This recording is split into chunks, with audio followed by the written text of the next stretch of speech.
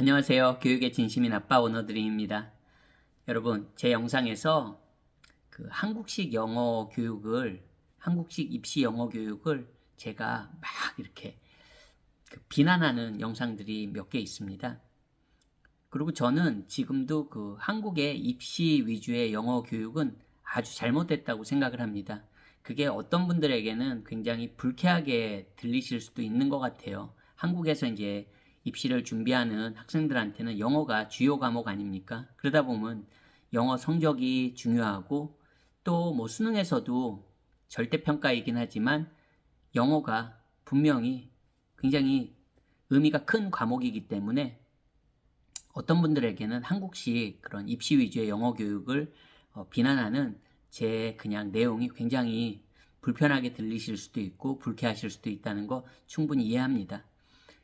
근데 저도 제 아이가 한국에서 교육을 받고 있지는 않지만 개인적으로 굉장히 그냥 안타까움입니다, 여러분. 그러면 제가 왜 이렇게 한국식 입시 위주의 영어 교육에 안티가 되었는지 한번 그 본질은 이렇습니다, 여러분. 아시죠? 중학교 2학년부터는 학교 시험이 시작됩니다. 그러니까 뭐 우리 말하는 내신 시험, 중간고사, 기말고사 1년에 보통 뭐 3-4차례는 꼭 치러지잖아요. 뭐 팬데믹 기간에는 뭐 이렇게 시험이 뭉쳐서 치러지기도 했지만 이제 보통 평상시 같으면 뭐 중간 기말 학기당 뭐 1, 2학기 있으니까 1년에 한 4번 정도는 시험을 보는 거죠. 중학교 2학년 때부터는. 그러면 중학교 2학년, 3학년 이제 고등학교로 가면 본격적인 이제 수능 준비가 시작되고 고등학교는 뭐 모의고사까지 거기에 추가되지 않겠습니까, 여러분? 그러면 어쨌든 학생들은 영어 과목에서 좋은 점수를 얻어야 되기 때문에 그 시험을 신경을 안 쓸 수는 없죠. 근데 그 시험이라는 자체가 아직도 많이 제 세대에 배웠던 영어와 그렇게 크게 다르지가 않습니다.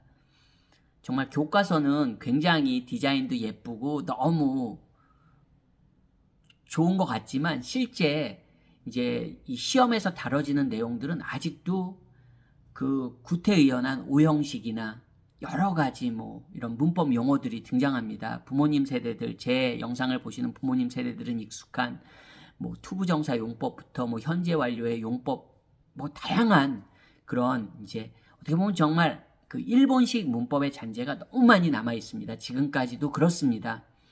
네, 오형식을 빼고는 그 문법이 얘기가 안 되잖아요, 한국에선. 근데 문법이 중요한 부분도 있습니다. 하지만 제가 말씀드리는 건 이제 한국식 문법이고요. 그러다 보니까 또 그런 부분에서 많이 이 성적이 영어 실력이 좋은 아이들도 그런 부분에서 문제들을 틀리게 됩니다. 그러다 보니까 학원에서도 뭐 이런 사교육 쪽에서도 그런 부분에 포커스를 맞출 수밖에 없는 거죠. 그냥 기본적으로 제 아이도 한국에서 중학교 2학년, 3학년을 다녔지만 한국 영어 내신 시험을 그렇게 만만하게 생각할 수가 없습니다. 그냥 외국에서 계속 생활했던 제 아이조차도 캐나다에서 학교를 온전히 다 다닌 제 아이조차도 영어 과목이 수학이나 과학, 국어 어렵듯이 똑같이 한국 영어 입시에서는 어려웠을 겁니다.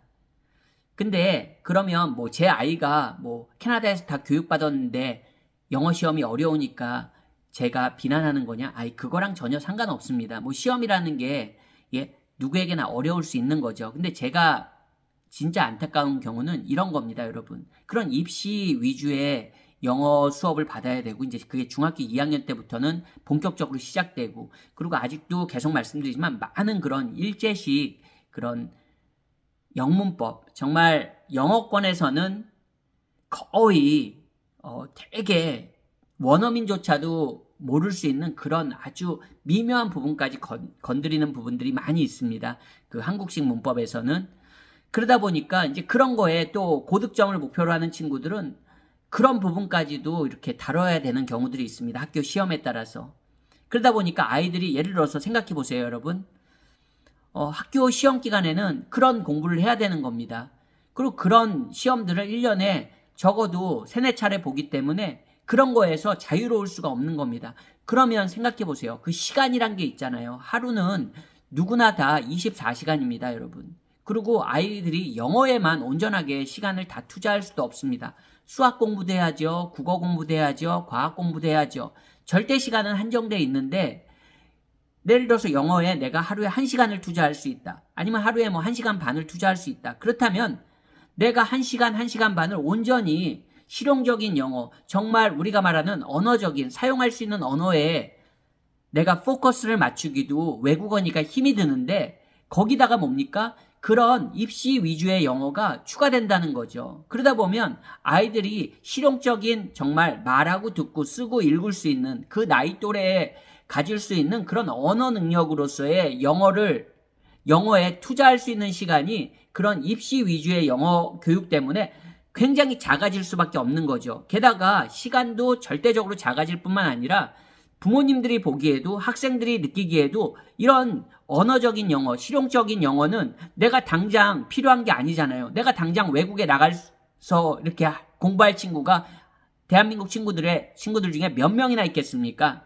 그러다 보니까 당장 내 눈에 보이는 건 학교 성적과 입시잖아요. 그거는 바로바로 결과가 나오고 바로바로 그걸로 인해서 내 진로가 결정되는 경우들이 많잖아요, 여러분.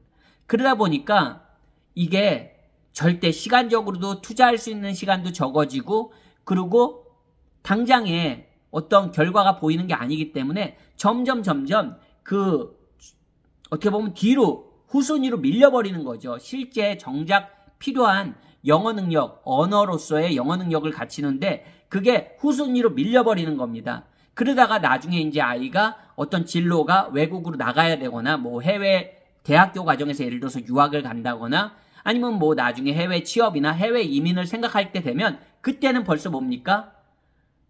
그 좋은 한창 언어로서 영어를 받아들일 수 있는 그 시기들을 다 놓쳐버리게 되는 거죠, 여러분. 그게 어떻게 보면 한국 입시 위주의 영어 교육의 가장 큰 폐단이 아닌가 그렇게 생각됩니다. 그러니까 이게 결과적으로 좋을 수가 없는 거죠.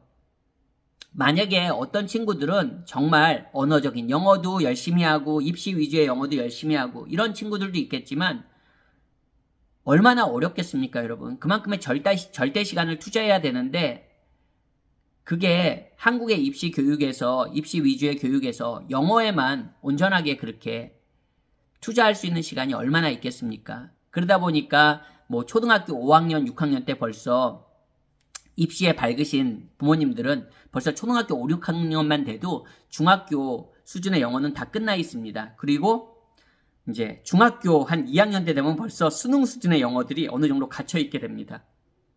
왜냐하면 중3, 고등학교 때는 영어 공부에 투자할 시간이 없다는 거죠. 근데 여러분, 참 그런 현실이 개인적으로는 좀 많이 아쉽습니다. 물론 한국에서 입시를 치르는 학생들은 분명히 그 성적이 크게 좌우하는 부분이 있기 때문에 그 고충을 이해 못하는 바는 아닙니다. 하지만 그래도 또 다른 영어로서의 언어 능력을 갖추면, 그러니까 언어로서의 영어 능력이죠. 언어로서의 영어 능력을 갖춘다는 거는 그 나이 또래의 수준을 갖추는 겁니다, 여러분. 우리가 말하는 뭐 영어 회화 잘하고 뭐 이런 거 얘기하는 게 아닙니다, 여러분. 그냥 단순하게. 하지만 또 그렇게 영어 능력이 어느 정도 탄탄하게 잡혀있는 친구들은 언제 유학을 나가든 언제 어느 때 기회가 오든 잡을 수 있습니다.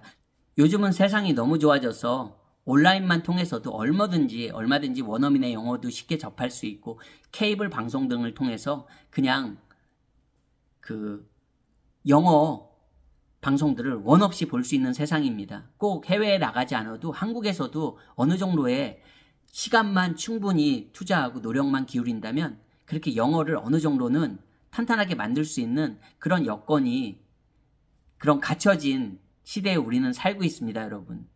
그러니까 저는 아이들이 공부를 잘하든 못하든 또 어떤 분야에 관심이 있던 영어 능력은 가지고 있다면 나중에 아이에게 또 다른 기회를 제공해 줄 수 있다고 믿는 그런 믿음이 아주 강한 사람입니다.